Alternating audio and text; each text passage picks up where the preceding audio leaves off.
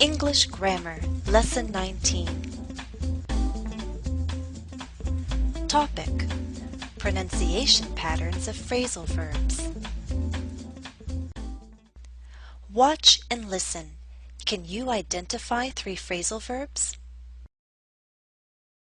Today I drove up to New Hampshire to get my accordion tuned. At Accordion Connection, I ended up doing more repairs than I expected, but my accordion is in good condition now, so I'll drive back happy. You heard these 3 phrasal verbs: drive up, end up, drive back. Remember, a phrasal verb is a verb plus one or more particles. When these parts come together, they create a new definition. Did you understand the meanings of these 3 phrasal verbs? I said I drove up to New Hampshire.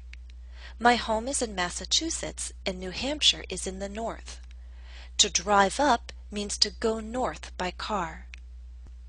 I also said I ended up doing more repairs than I expected. So if you end up doing something, you find yourself in an unexpected situation. Finally, I drove back from New Hampshire. I returned. To drive back is to return by car. Note how we can easily create new phrasal verbs if we change our mode of transportation. For example, if I go by plane, I can fly up, fly back. If I go by ship, I can sail up, sail back. Alright, now that we remember what phrasal verbs are, let's recall more about their structure. Phrasal verbs can be either transitive or intransitive. If they're intransitive, they do not take an object. If they're transitive, they do take an object. Transitive phrasal verbs can be either separable or inseparable. If you need a review of the structure of phrasal verbs, please go back to Lesson 18. It's helpful to keep the structure in mind so that you better understand the pronunciation patterns these verbs follow. The main question we need to answer in this lesson is which part or parts of a phrasal verb do we stress? The key word in the term phrasal verb is phrase, so we're going to focus on stressed words within a phrase. Sometimes the verb will receive the stress. Sometimes the particle will receive the stress. And other times, both the verb and the particle will be stressed. I'm going to teach you 3 basic patterns. Let's begin with the first. Watch and listen. As you can see, I'm home now, so if you'd like, I can show you my accordion. It's not easy to pick an accordion up. Accordions are heavy instruments. I bought this one just a few weeks ago. It's not new. I bought it secondhand, which means it was owned by somebody else, which also means I didn't have to spend too much money. So this is my accordion. I like it, but when I bought it, there were 2 things wrong. 1, it was a little out of tune, and 2, on the back, someone had put tape here. I don't know why. I couldn't figure that out. Why do you need tape on an instrument? So I decided to take the tape off. Listen closely again. It's not easy to pick an accordion up. I couldn't figure that out. I decided to take the tape off. Which words were stressed? Both the verb and the particle. We have 3 transitive phrasal verbs, and they are separable. If you look at the sentences, an object separates the particle from the verb. So what is the pattern? Stress both the verb and the particle when an object separates them. If there is more than one particle, stress the verb and the first particle. I want to note that while both the verb and the particle are stressed, the particle tends to receive slightly more stress, as in figure that out, take the tape off. Do you hear how the particle is slightly more stressed? Alright, let's move on to the second pattern. Watch and listen. Once the tape was taken off, I was left with these very ugly tape marks. And unfortunately, these tape marks don't wash off. That's one reason why I decided to buy this pad.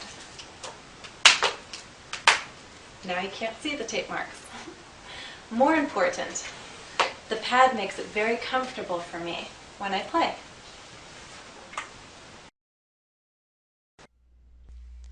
Listen closely again. Once the tape was taken off, I was left with these very ugly tape marks. Unfortunately, these tape marks don't wash off. Which words were stressed? Only the particle. In the first sentence, take off is a transitive phrasal verb, but it's being used in the passive voice, so there is no object. In the second sentence, wash off is an intransitive phrasal verb. Again, we have no object. So what's the second pattern?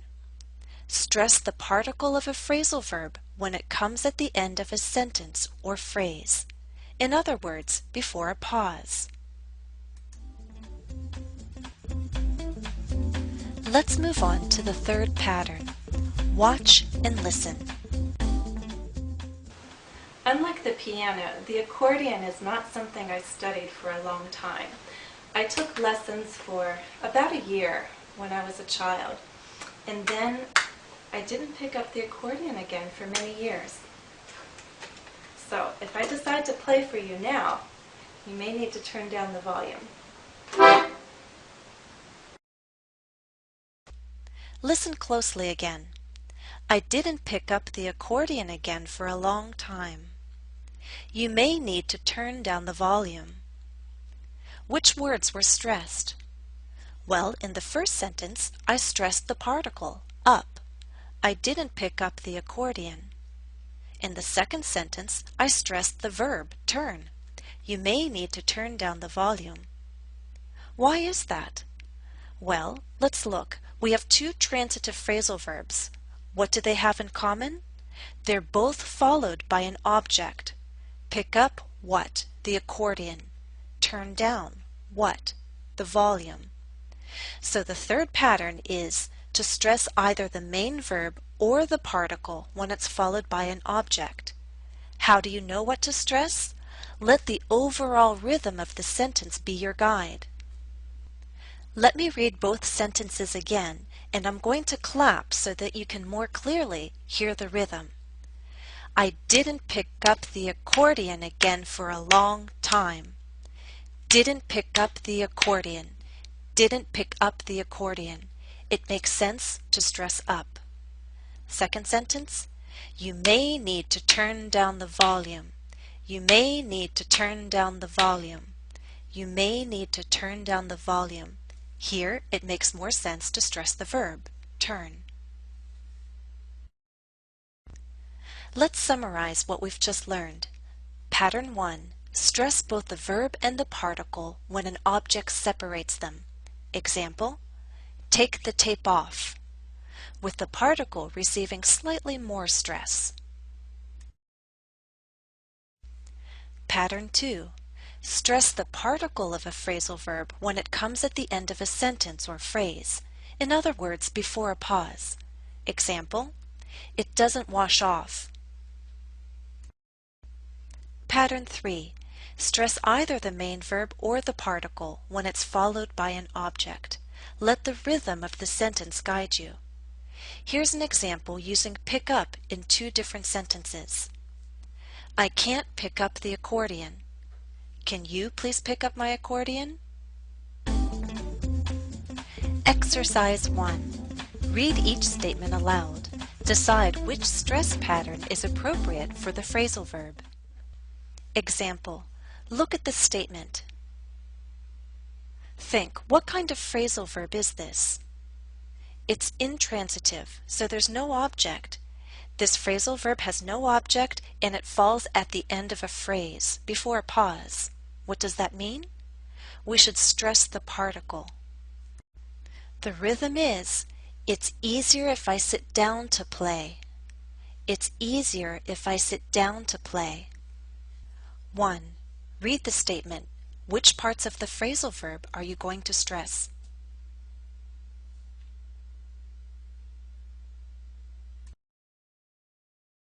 The rhythm is, I'm not going to ask that you put up with my bad playing for more than one song. A little faster. I'm not going to ask that you put up with my bad playing for more than one song. 2. Read the statement. Which parts of the phrasal verb will you stress?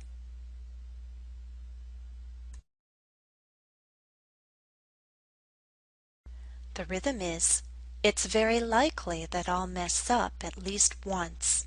A little faster. It's very likely that I'll mess up at least once. It's also possible to shift that last stress to least. It's very likely that I'll mess up at least once. Did you hear that shift? Now look at number 3. Which parts of the phrasal verb will you stress? The rhythm is, I won't start over again. A little faster. I won't start over again. 4.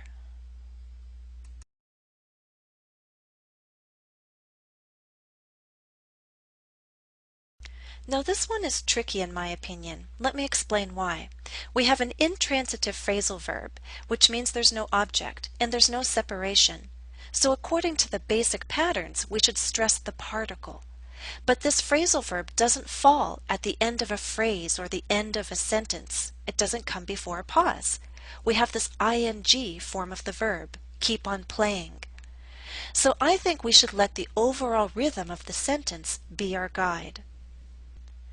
After all, we're dealing with patterns, not fixed rules that can't be broken.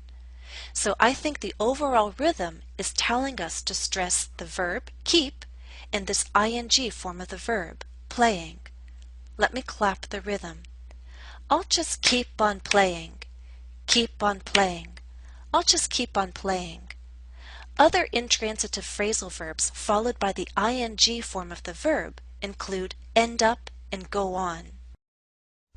As in, end up doing more repairs. Go on looking for something better. Okay, let's try our last one, number 5.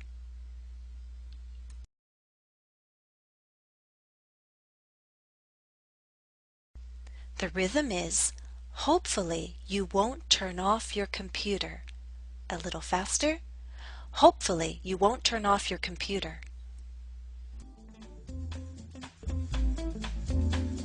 Exercise 2. Watch and listen. Pay attention to the pronunciation of the phrasal verbs. I'm not very strong, so it's easier for my arms and my back if I sit down to play. I won't make you put up with my bad playing for more than one song.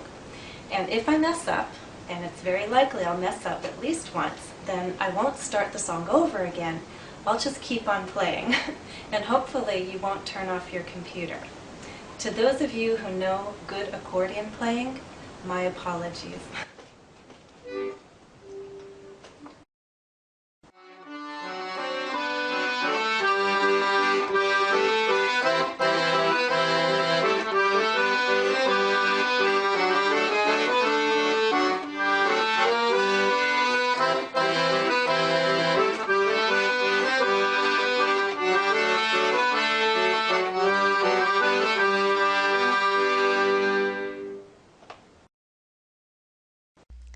There's more to come on this topic.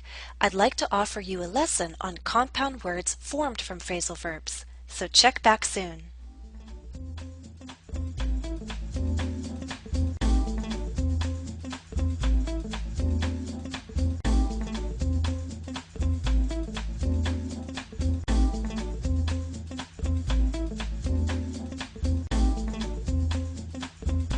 Additional practice for this lesson is available at EnglishCafe.com.